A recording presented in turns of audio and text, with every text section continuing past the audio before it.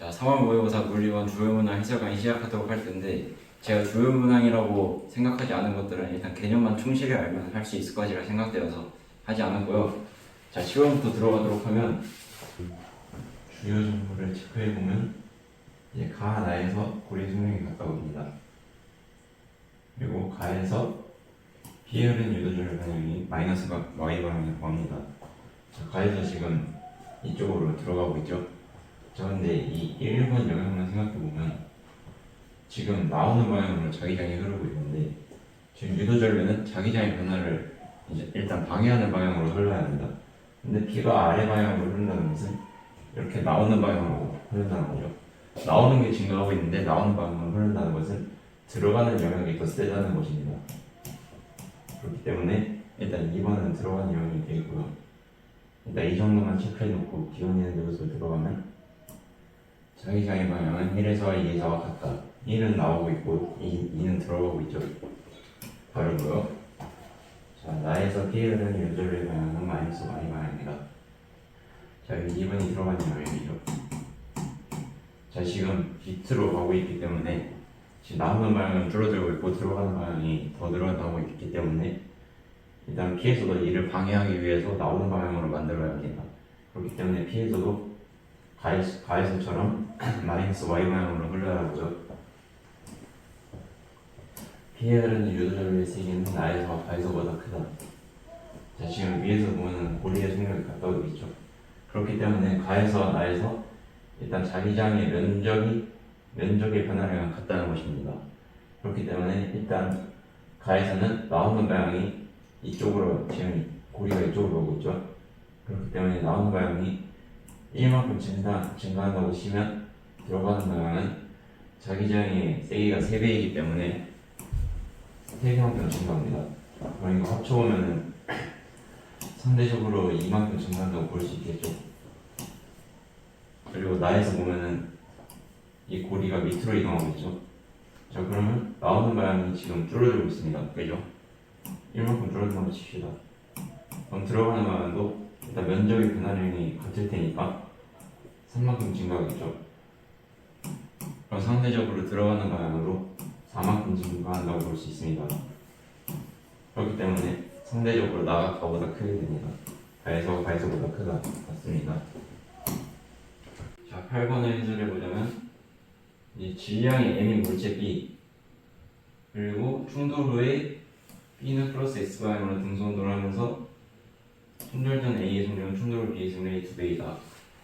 자, 일단 이 기울기를 보면은 기울기가 속력인데, 기울기가 이 부분의 4분의 1배죠. 이분의 4배죠. 그래서 이 부분이 4V라고 놓고 이 부분은 V라고 놓으면 이제 처음에 B가 종기에 있어요. B가 종기에 있죠. M인 물체가. 이제 4V로 갑니다. A가. 근데 충돌 후에 B가 2V로 가죠. 충돌 전 A 속력이 B의 속력이 2배이기 때문에 2V라고 볼 수 있고요. 근데 멀어지는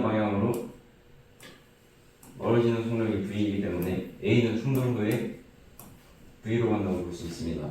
그래서 A의 질량을 라지 M이라고 놓으면 이제 운동량의 고정 법칙을 써주면 4전 라지 MV는 라지 MV 플러스 2MV라고 놓고, 그럼 3 라지 MV는 2MV 때문에 라지 M은 3분의 2M이 됩니다.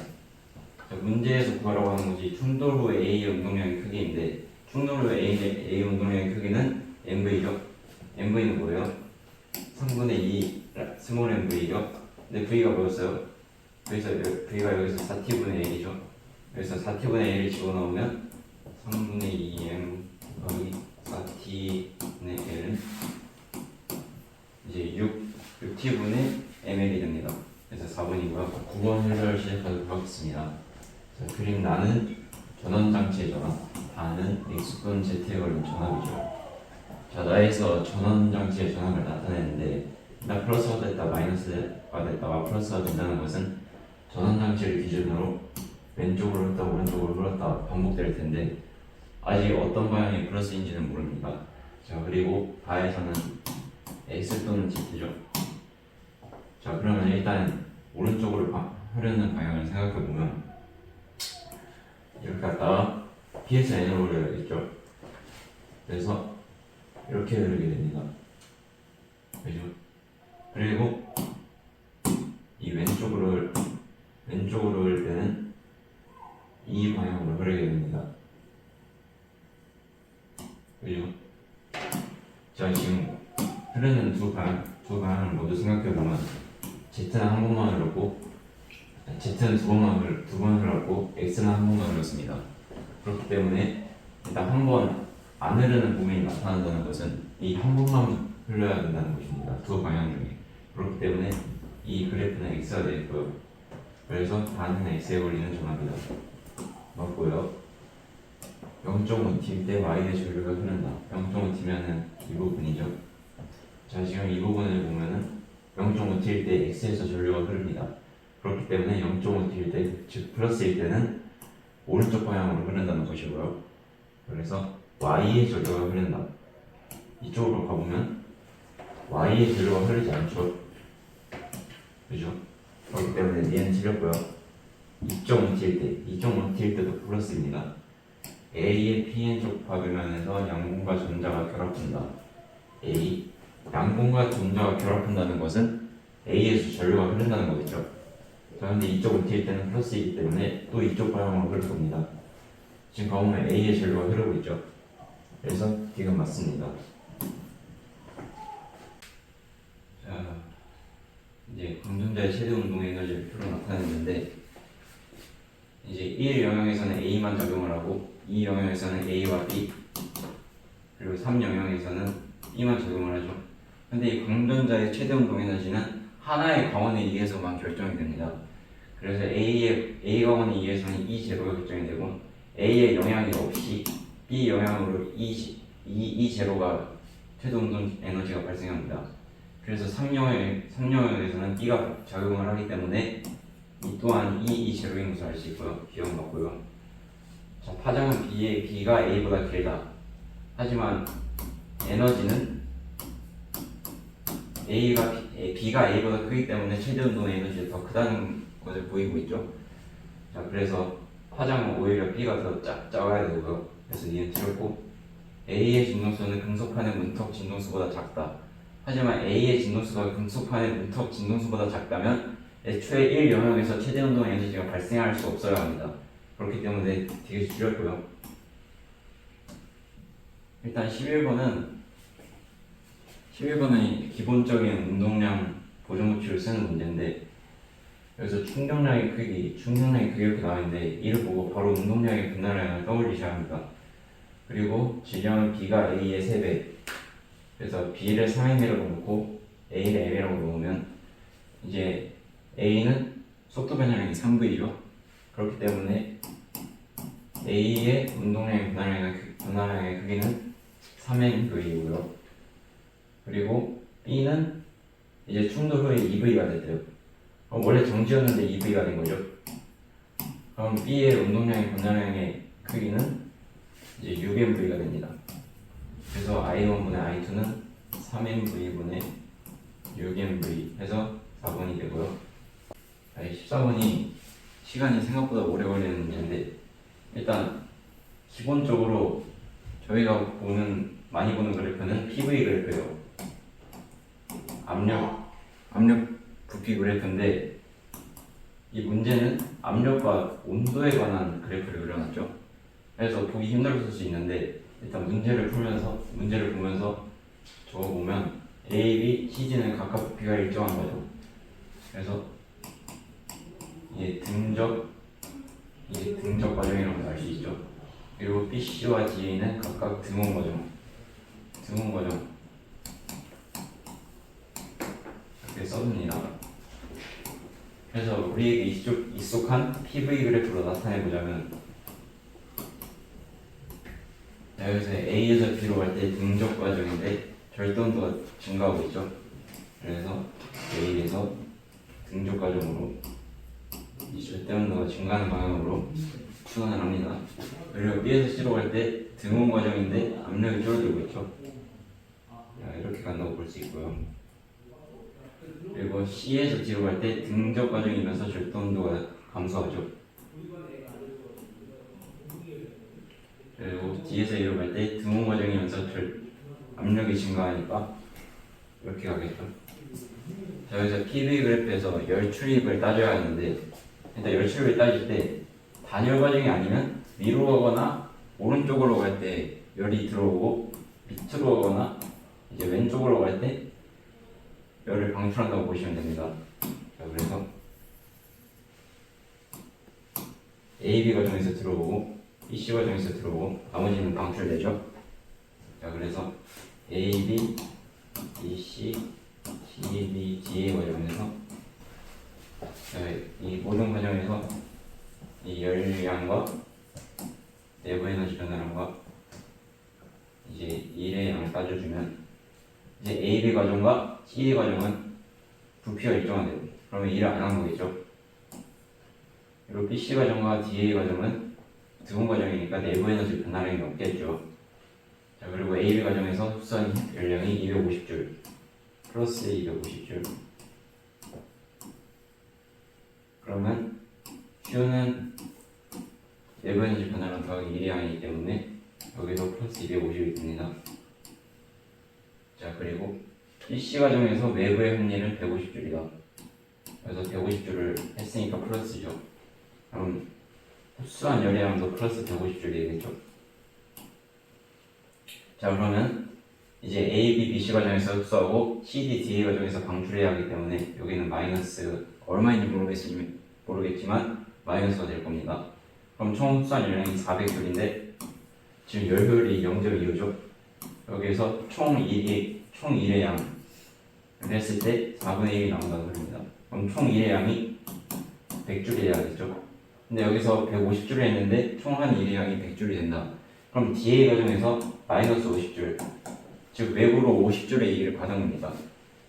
그리고 여기는 한 순환 과정에서 내부 에너지의 변화량이 0이어야 하기 때문에 여기는 250줄이 되겠죠. 이제 표를 완성하고 기온님은 그것으로 들어가 봅시다. 자, 기체의 부피는 A에서가 C에서보다 크다. A에서 B로 갈 때 등적 과정인데, A에서 B로 갈 때 등적 과정인데, B에서 C로 갈 때 이제 부피가 증가하죠. 부피는 C에서가 더 큽니다.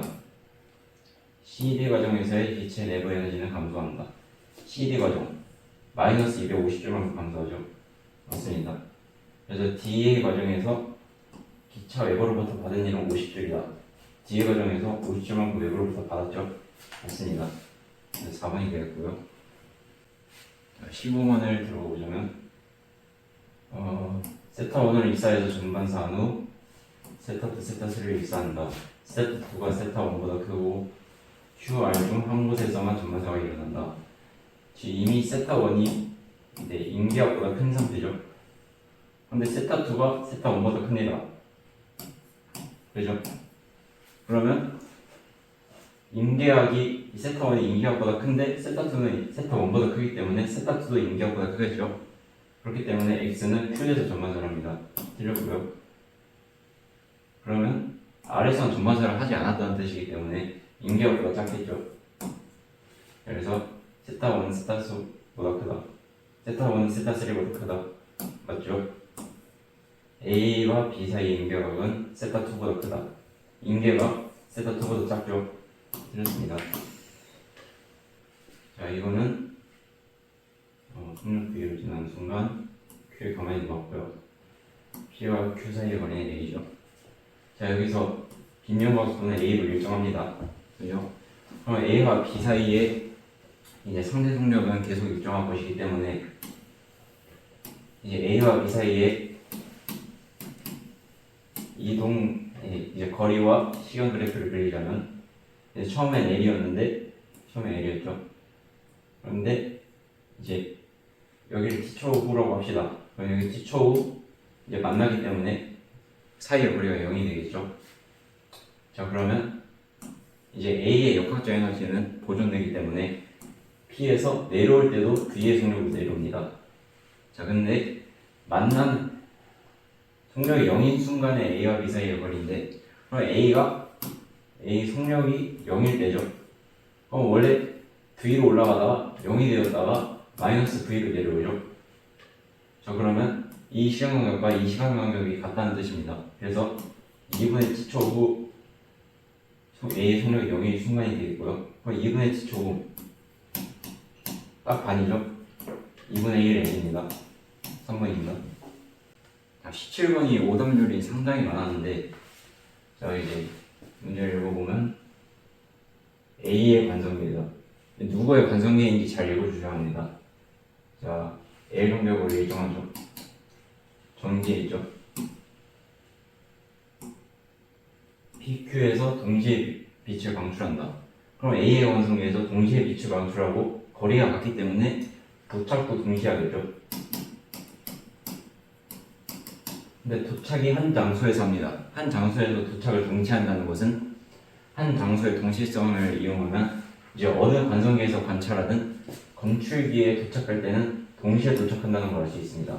그래서 B의 관성계에서도 도착을 동시에 한다는 것을 알아두고 기원리에 대해서 가보면 기압표에서 방출된 빛은 검출기에 동시에 도달한다. 맞죠? B에서 방출한 빛이 검출기에 도달하는 데 걸린 시간은 C분의 L보다 크다.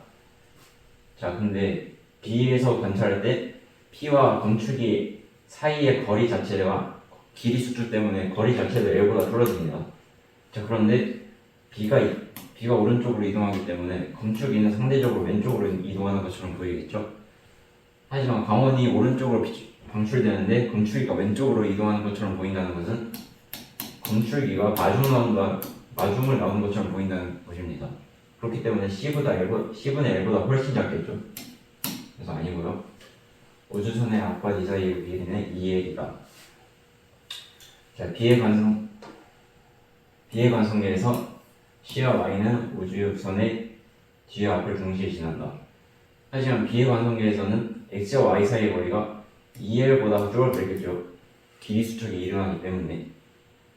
그렇기 때문에 우주선 자체의 길이는 B에서 관찰할 때가 고유 길이이기 때문에 이 고유 길이와 길이 2L에서 길이 수축된 길이와 똑같기 때문에 이 거리는 2L보다 작아야 합니다. 그래서 드렸고요. 1번입니다. A가 1km, B가 2km, C가 2km인데 중력과 속도가 11km고 나와 있습니다. C에서 중력이 20N만큼 적용하죠. 그래서 빗면에서 적용하는 힘은 아직 모릅니다. 그렇기 때문에 F라고 있고요. 여기서 가속도는 왼쪽으로 작용을 하겠죠. 근데 나에서는 오른쪽으로 작용을 합니다. 20N 표시해주고요. 자, 그리고 이 가속도를 따지려면 일단 A, B, C를 한 물체를 놓고 보자면 총 5kg이죠. 근데 작용하는 R자임이 몇입니까? 운동 방향으로 30 더하기 F만큼 적용하는데 반대 방향으로 20N만큼 적용하니까 마이너스 20이죠. 이 R자임이 5kg의 가속도만큼 곱한 크기가 되겠죠. 자, 그리고 여기에서는 F가 적용하고 30N이 빠졌죠. 그렇기 때문에 운동 방향으로의 R자임의 크기는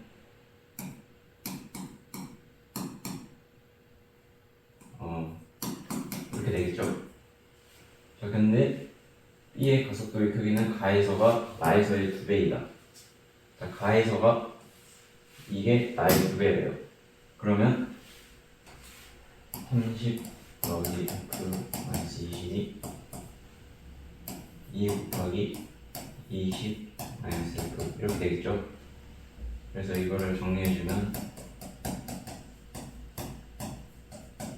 F는 10N이 됩니다. 그래서 10N이 적용을 하고요. 일단 이 정도만 알아두고 기억니은 대우서로 가보면 이제 가에서 B의 가속도의 크기는 4m/s이다. 자, 이제 F가 10N인데 그러면 이제 5A1이 20이 되겠죠. A1은 4입니다. 그리고 A1이 A2의 2배이기 때문에 A2는 2가 되겠죠. 맞고요, 기억. 그래서 P가 A를 당기는 힘의 크기는 가에서가 나에서의 13배이다. P가 A를 당기는 힘의 크기. 자, 여기에서 A의 R자임은 몇입니까? 4 곱하기 G량 1이죠. 그래서 R자임이 4인데 지금 이쪽 방향으로 30N만큼 적용하고 있죠. 근데 R자임이 4라는 것은 반대 방향으로 26N만큼 적용한다는 거겠죠. 그래서 가해서 26N 그리고 나에서 P가 A를 당기는 힘의 크기. 나에서 가속도의 크기가 2인데 질량이 1이기 때문에 이제 R자임의 크기는 2가 되겠고요. 작용하는 힘이 장력밖에 없죠. 그렇기 때문에 P가 A를 당기는 힘의 크기는 나에서 2N입니다. 그래서 열습에 맞고요. 자, 가에서 Q가 B를 당기는 힘의 크기는 28N이다. 가에서 Q가 B를 당기는 힘의 크기. 지금 B는 P도 연결되어 있고 Q도 연결되어 있고 빗면 힘도 적용하고 정말 복잡하죠. 그렇기 때문에 한 실에서 작용하는 힘은 이제 모두 같기 때문에 C에서의 장력을 구하는 것이 더 쉬울 것입니다. 그렇기 때문에 C를 당기는 힘의 크기를 배워보면 자 C에서 아래로 20N이 작용하고 있죠. 그런데 가속도가 4이기 때문에 위쪽 방향으로 R자임이 8N만큼 작용한다는 것입니다. 왜 8N이냐면 이제 질량이 2이고 가속도가 4이기 때문에 자, 아래로 20N으로 당기고 있는데 위로 8N이 R자임으로 작용한다는 것은 위로 장력이 28N만큼 적용한다는 뜻입니다. 그렇기 때문에 D가 맞고요. 그래서 5번입니다. 자, 19번 해설하도록 하겠습니다. 자, 일단 문제만 보면은 딱히 체크해야 할 주요 정보는 없고요. 자, 그래서 XY 평면에서 수직으로 나오는 방향이 양이다. 그럼 이 양인 부분이 이 나오는 거고 일단 음수인 부분이 들어가는 방향으로 되겠죠. 자, 그래서 A와 B에서의 전류의 방향을 일단 정해봐야 할 텐데 자, 이게 지금 D인 부분을 보면 D에서 점근선이 그려집니다. 그 뜻은 뭐냐면 이 위치가 이 D에서 왼쪽에서 가까이 가면 갈수록 나오는 방향으로 점점 무한히 세진다는 겁니다. 그렇기 때문에 B에서 이렇게 나오는 방향으로 돼야겠죠. 여기 나오는 방향이 들어가는 방향으로. 그러면 B에서 위로 가야 하고 자, 지금 나에서 ED-ED에서도 보면은 지금 왼쪽에서 갈수록 지금 무한히 이렇게 양으로 증가하고 있죠. 그럼 B에서와 마찬가지로 지금 이쪽으로 갈수록 무한히 양의 방향으로 증가한다는 것은 A를 기준으로 여기는 나오고 있고 여기 들어간다는 뜻이기 때문에 A 또한 위로 흐르게 됩니다. 자, 그리고 0에서 x는 0, 4D에서 x는 0일 때와 x와 4D일 때 자기장이 0이라 했죠. 자, 그래서 일단 0인 부분을 살펴보면 A는 이렇게 손이 감겨지는 방향으로 해보면 A는 들어가고 있죠. 지금 여기 2D이고 그리고 이 전류의 세기를 IAIB라고 해보면 들어가는 방향으로 2D분의 IA가 됩니다. 그리고 B는 손을 감아보면 이제 0에서 나오고 있죠. 나오는 방향으로 D분의 IB가 되고요. C는 이제 이렇게 손을 감아보면 D분의 2I0로 나오고 있죠. D분의 2I0. 자, 그래서 이제 자기장의 세기가 0이 되고 있으니까 이 전류의 세기가 이 2D분의 IA와 같은 세기가 돼야겠죠. 그리고 두 번째로 4D 부분을 체크해보면 지금 4D 뭐 이쯤이라고 체크해놓으면 A와 4D 사이의 거리는 6D가 되겠죠. A는 또 그대로 들어가고 있습니다. A가 들어가고 있는데 이번에 거리가 6D죠. 6D분의 IA. 자, 그리고 B에서는 또 감아보면 B에서는 이번에 들어가고 있습니다. 이번엔 3D죠. 그래서 B에서 들어가는 방향으로 3D분의 IB가 됩니다. 그리고 C에서는 일단 거리는 2D 그대로고 뭐 나오는 방향도 그대로죠. C에서 나오는 방향으로 2D분의 IJ를 0일 때 C의 부분은 줄여지기를 실수했네요. 여기 2D가 됩니다. 자, 그래서 일단 이 연립 방정식을 세워보면 이 들어가는 방향 2D분의 IA가 나오는 방향 D분의 IB 더하기 2D분의 2I0니까 그냥 D분의 I0를 씁시다. 그리고 두 번째 4D일 때 들어가는 방향의 합이 나오는 방향과 같아야겠죠. D분의 IA 더하기 3D분의 IB가 D분의 I0가 돼야겠죠. 그래서 이 연립 방정식을 풀어보면 일단 D는 약분 되겠고요. I, A 빼기 E, IB가 E, I0 그리고 I, A 더하기 E, IB가 6, I0가 되겠죠. 그래서 이 두 식을 더해보면 E, IA가 8, I0가 됩니다. 그렇기 때문에 IA가 4I0가 되어 지금 플러스 Y 방향이기 때문에 1번이 됩니다. 자, 20번 해설 시작하도록 하겠습니다.